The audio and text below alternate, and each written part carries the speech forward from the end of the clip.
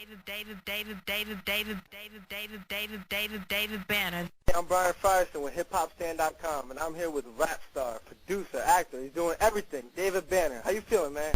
Man, I'm feeling wonderful, man. I'm good, man. Really, really good.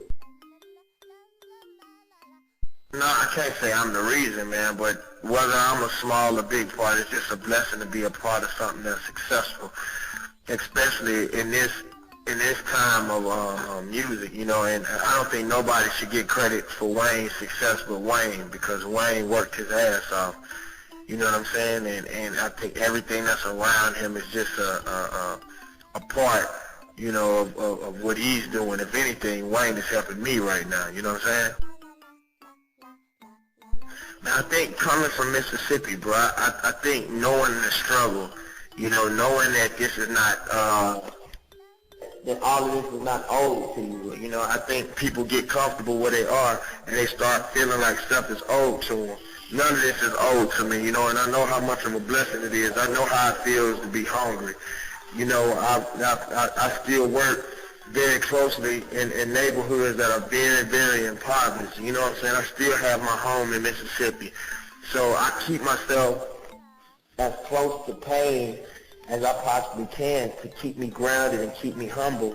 And then I also understand that, you know, in the bigger scheme of things, you know, as big as we think that we are, you know, we're nothing in terms of the universe, you know. And me saying that, if you're standing in one place and a bullet comes towards you, it's not going to say, oh, David Banner's right there and go around me, you know what I'm saying?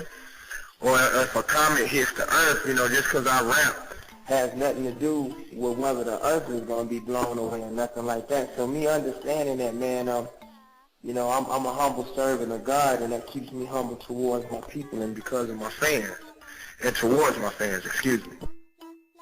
Man, honestly, dude, and I'm not saying it because it's my album, bro, I think I got one of the best rap albums in the last 3 years.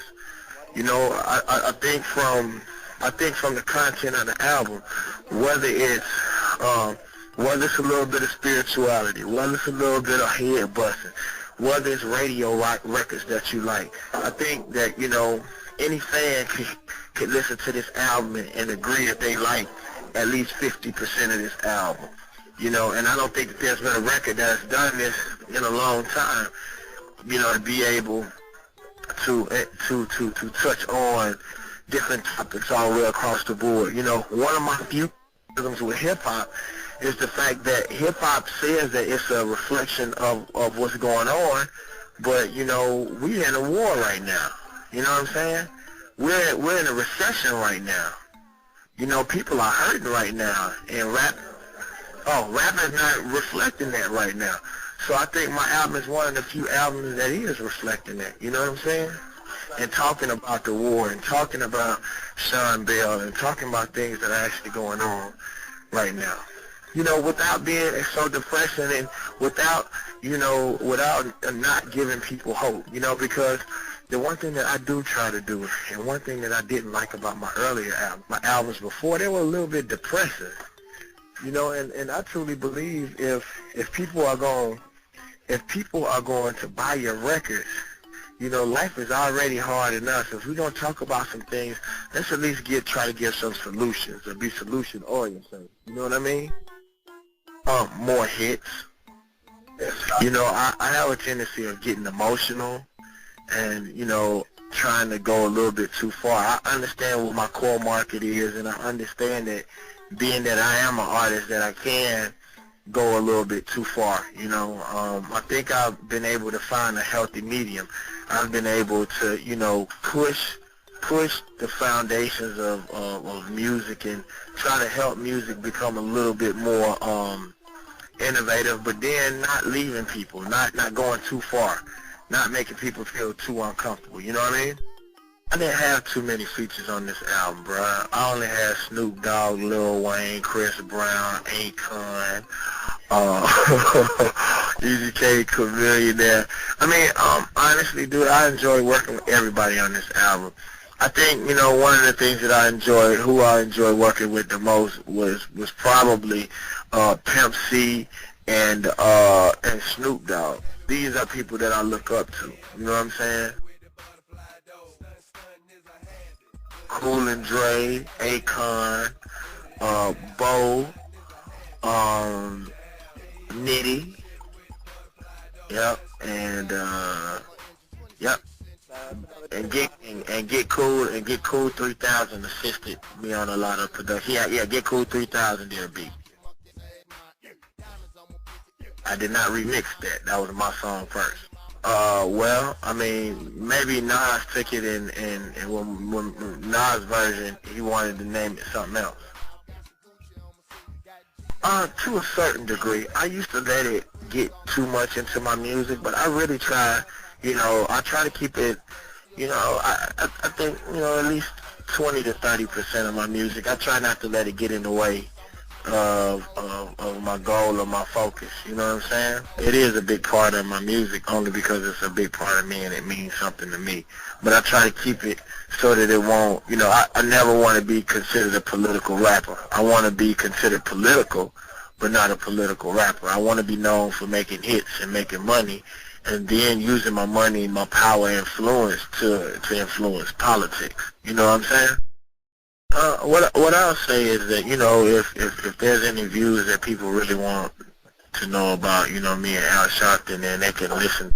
That's a good question. I don't think I did. I think, see, what I try to do, man, is a lot of times when people mention people's name, they mention it because of, the fact that they're trying to sell records or they're trying to be controversial. I don't do that. At the time, I was speaking about Al Sharpton and Jesse Jackson because they were attacking hip-hop.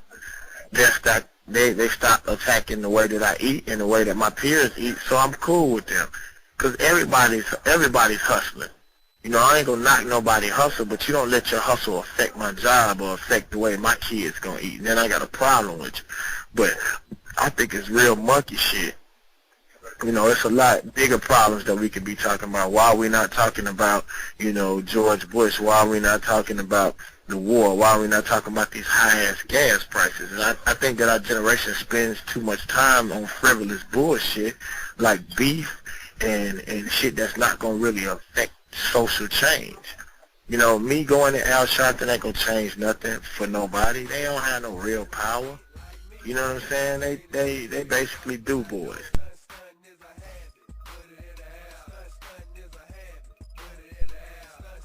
People focus on what was the best way to say it? People focus too much on his lack of experience, but I think his lack of experience is going to be his stronghold, because those people who say that they have all of this experience are the ones that's messing us up, are the ones that's keeping us in constant debt. You know what I'm saying? To me, those people who are part of the Good Old Boy Network are the same people who tend to gain something off of us hurting. And I think Obama, him not being a part of the Good Old Boy Network is probably the best thing that has happened to America. That we have the opportunity to change things. We had an opportunity to be heard and be spoken. If you look at the last election, the popular votes were too close. That gave George Bush the opportunity to steal that election. But if the popular votes are so outstanding, it's harder for you to cheat when you win, or when a person wins by a landslide. So in me saying that, we have to stop complaining, and 15 minutes out of your day to say that you actually had the opportunity, whether you believe in the voting process or not. I can't stand motherfuckers that talk shit but then don't want to be a part of the process. You know what I'm saying? Now, David, I just want to thank you so much for taking the time to speak with HipHopStand.com. July 15th, the greatest story ever told. It's going to be hot, so pick it up. Once again, I'm Brian Frierson with HipHopStand.com, and I'm out. God bless. And if y'all want to hit me, myspace.com/David Banner.